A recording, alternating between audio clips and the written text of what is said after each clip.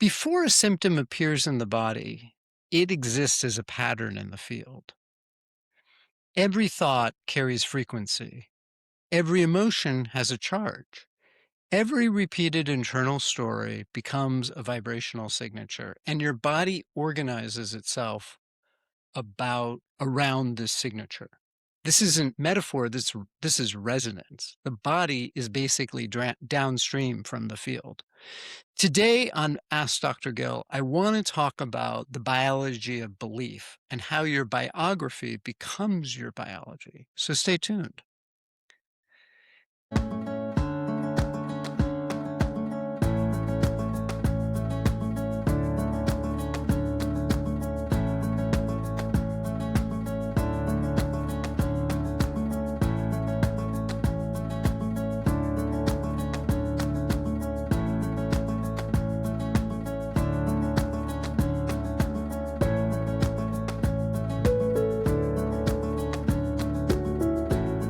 Hello and welcome to Ask Dr. Gill. I am your host, Dr. Gil Winkelman, and we have been exploring on this podcast vibrational and energy medicine. And I want to give another talk about how our bodies are really a culmination of something that is happening before.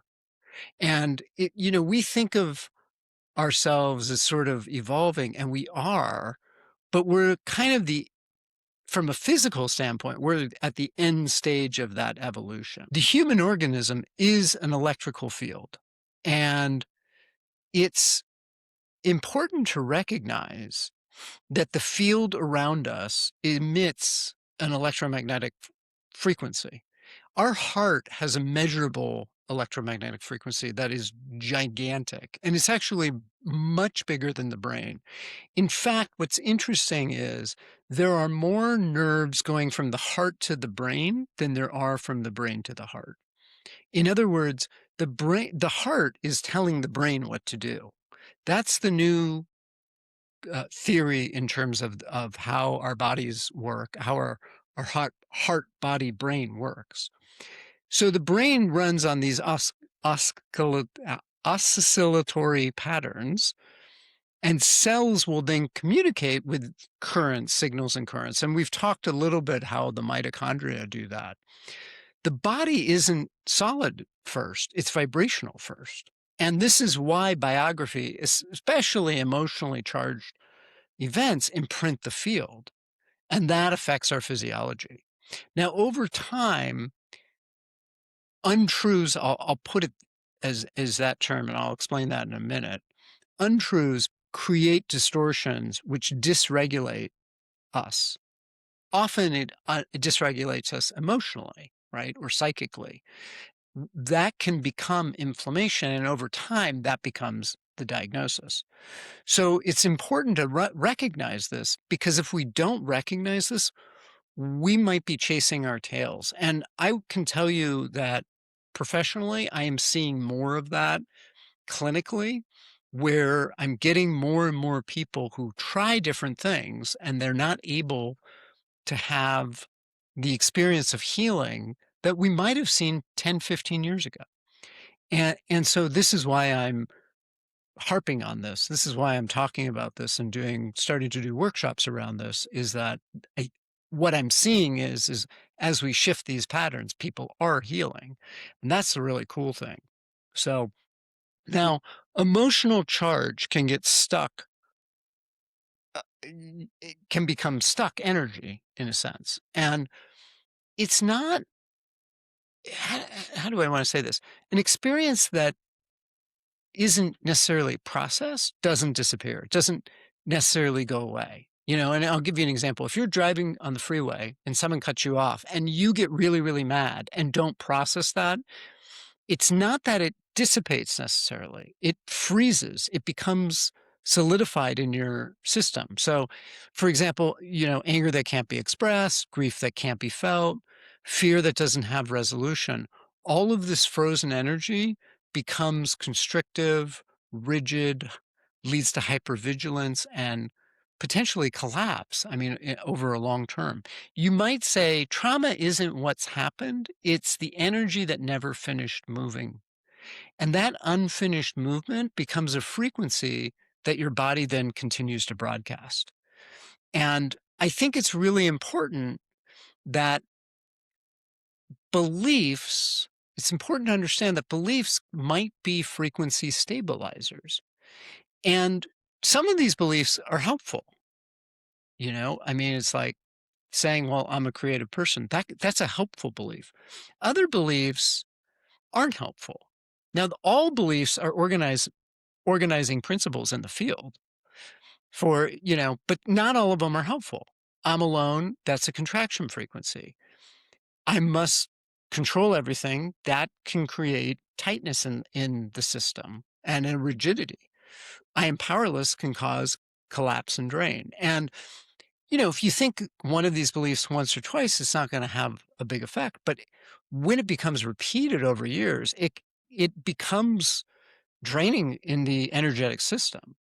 And it's not that it's a punishment, it's that the field is seeking coherence, and the beliefs create and give that coherence, even if the coherence is a dysfunctional pattern.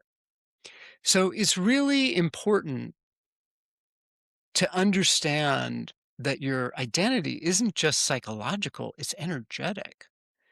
And, there's different ways that we often organize our identity that then can become pathology.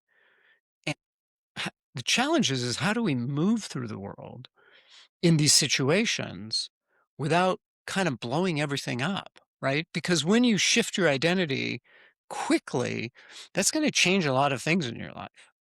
And I'll give you an example. So if someone has organized their their identity around being the strong one, that they have to rescue, that they're a victim, that they're the sick one, the nervous system will resist shifts that threaten the structure. And sometimes symptoms show up because it's helping hold the identity in place. And if you remove the symptom too quickly, the architecture will destabilize. And this is why I think sometimes people unconsciously maintain situations, whether it's illness, bad relationships, bad staying in a bad job, whatever it is, it becomes an energetic self-preservation.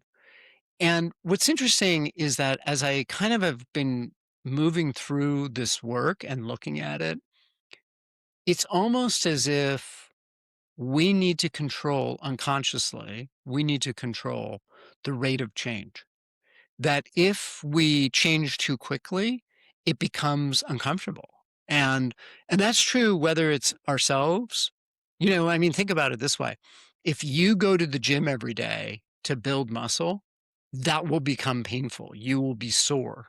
It's by the way, it's good to take days off in between, but I'm saying if you didn't, it would be a very uncomfortable state, even though you would build muscle very quickly.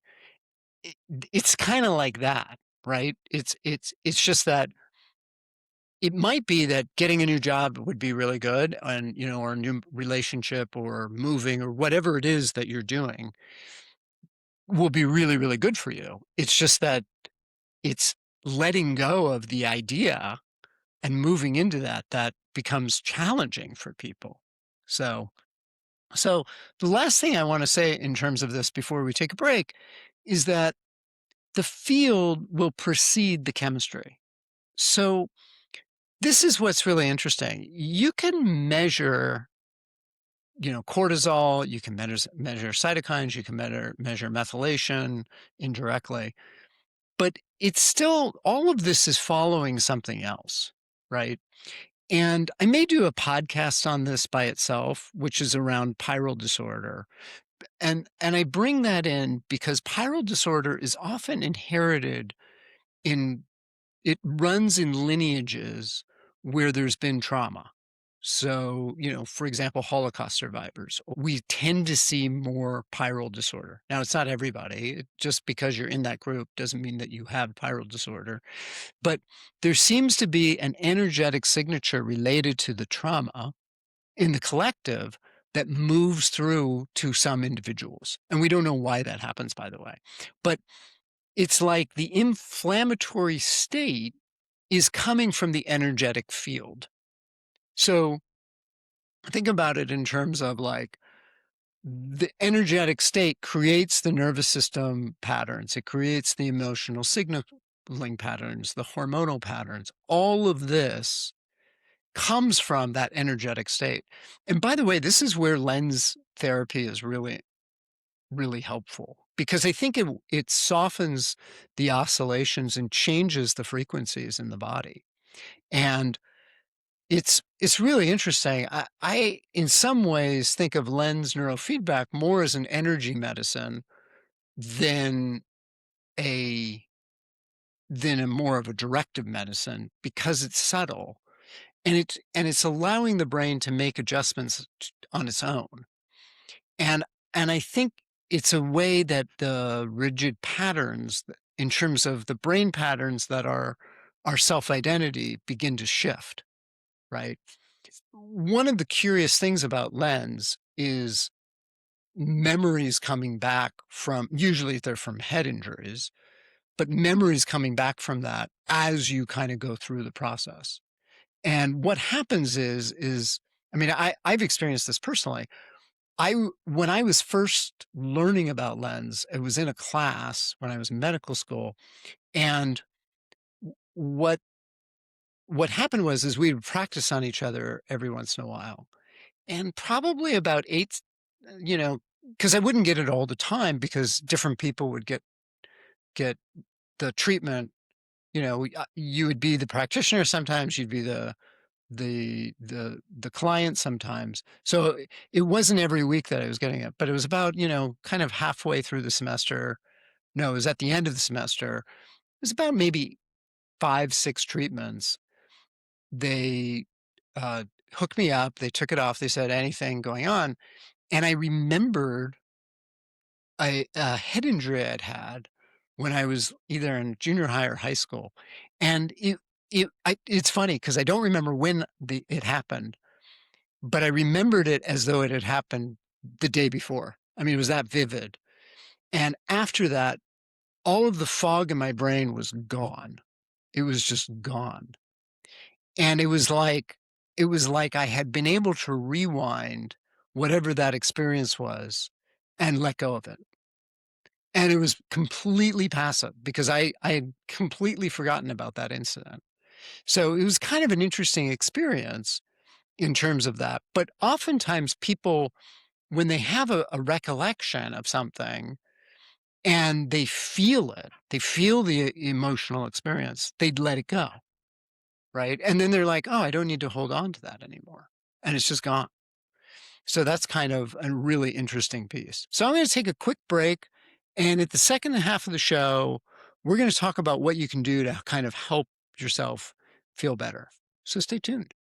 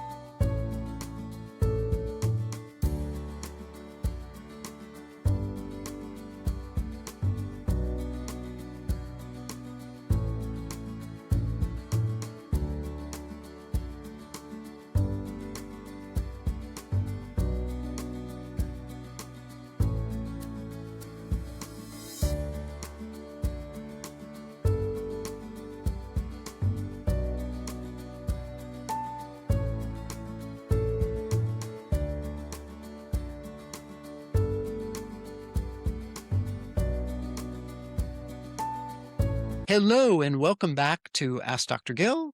And I am your host, Dr. Gil Winkelman. And before we get back into the biology of belief, I want to just remind people that if you have any comments or questions, you can email me at gil, at askdrgill.com. I'm happy to answer questions that people send. So please send them in, and definitely check out my website too. And I'll talk at the end of the show about my workshop. So in terms of what you can do about this, oftentimes the body will believe what you rehearse. And so if you start your day feeling resentful or fear or self-critical, that field is going to be entrained into your frequency. But if you rehearse feeling safe, responsible, gratitude, then your field will reorganize. And one of the things that I recommend is keeping a gratitude journal and just writing down 5 to 10 things that you're grateful for every day. Even if it's the fact that you can write down the 5 or 10 things that you're grateful for, right? And because this starts to change the way that your brain is thinking about it. And by the way, it's really important to handwrite this. There's a whole biological reason for that, which has to do with the cerebellum in terms of retraining your brain and in terms of repetition, because it's wiring your emotional response. So get out a pen and paper and write it down. That would be the first thing that you would do, that I would recommend. So let's talk about how healing actually happens. This is energetic. Healing is always energetic first, and the body follows. And by the way, that is true in terms of the other use of energy, which is power. If you don't have enough power in the system, then healing is going to, by necessity, need to be passive. There is not an active capability, because your body, if it doesn't have enough power, it won't be able to transform whatever it is that you're being given to create the healthy state, right? As a quick example, if you're low energy and I give you zinc to take, your body won't know what to do with it. And this has taken me a long time to figure out. And it's something that I'll be talking about more on the show. It's a really interesting piece to health.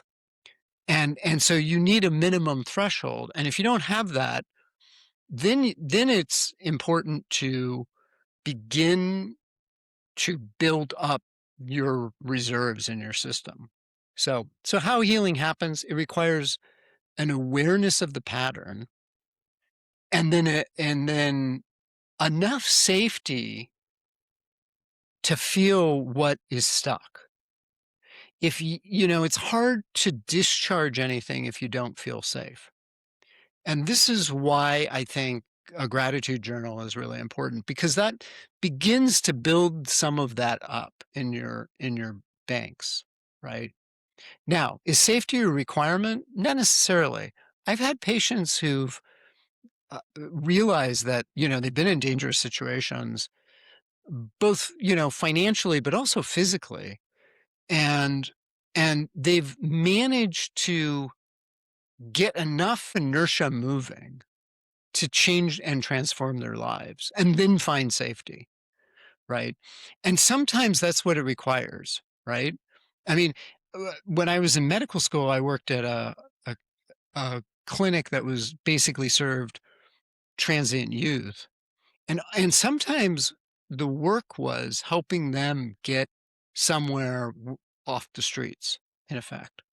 And once they were able to do that, then they could get into whatever treatment programs they needed to begin and be successful in them, to begin to change their lives. That's an extreme example, but sometimes it's just taking that next step, whatever it is that you need to do. And it's important to recognize that all you can do in life is what's next. Y- We often plan out all of these different things, because that's kind of the way that we're taught to do in school and stuff. Like you got to plan your essay, you got to do the intro, and then you do paragraph one, and paragraph one needs to transfer to paragraph two. The thing is you still need to do it one step at a time. You need to write, what it is for the first part before you jump to the conclusion, right? Before you jump to the end. I mean, we can get into a debate about this because some of the teachers I had said write the conclusion first. But the point is that knowing what the next steps are, that actually can help build safety for you, right? Because you don't have to think that far ahead. And so once you begin to get into that state, that's when you can start discharging the old experience, right? And of course, the support, nutritional, neurological, relational, that's really important too. But for things to heal, the energy must move and the charge must discharge and the frequency must stabilize. You want to get to a point where you've unplugged your experience from whatever it is that's draining your energy, in a sense. It's not positive thinking, it's energetic completion. And it's important to recognize that because we will empower things outside of ourselves, whether it's people, ideas, uh, the government, whatever it is that's oppressing us. We empower those and give them power oftentimes to the point where our energy is going out to them instead of feeding into ourselves. And you want to get to a place where there's as much energy, you have as much attachment to this lens cap as you do to that experience, right? And if I said, "Hey, would anyone give me $1 million for this lens cap?" You would laugh at me. You would just laugh. And that's the experience you want to have with anything that you have an emotional attachment to, right? So that whatever the fear is or whatever the charge is around something, there is no charge. You look at it like it's a lens cap. Understanding that your biography isn't just a memory. Well, if you're holding on to stuff, it becomes the frequency that you're broadcasting, and your body is listening to this. And so the question is not what just happened to you. The question is what is it that you're still rehearsing? And what I'm going to invite you to do is to notice whatever emotional state you might return to, and notice how that keeps you organized. So, and in future episodes, I'll talk about some more of the specifics of this, the frequency of resentment, the what you are financing energetically. And and so that's kind of some of the stuff that I'll be talking about in the next couple of weeks. So in on my website, askdrgil.com, askdrgil.com, I am putting up workshops. I will be doing one in a few weeks live in person in Hawaii. And there'll be information down below if you want to check that out and find out more about it. It's really for the community. So I'm doing it at a local yoga studio. But I will be doing more of these workshops, talking about some of the stuff that I've been talking about on this program and helping people unwind their concept of themselves and disease, and getting an experience of letting go of things. Because I really think that that's where the healing needs to begin for a lot of people, or end maybe depending on where people are, so on their journey. So I hope you've enjoyed this. I look forward to talking to you next time, and you take care.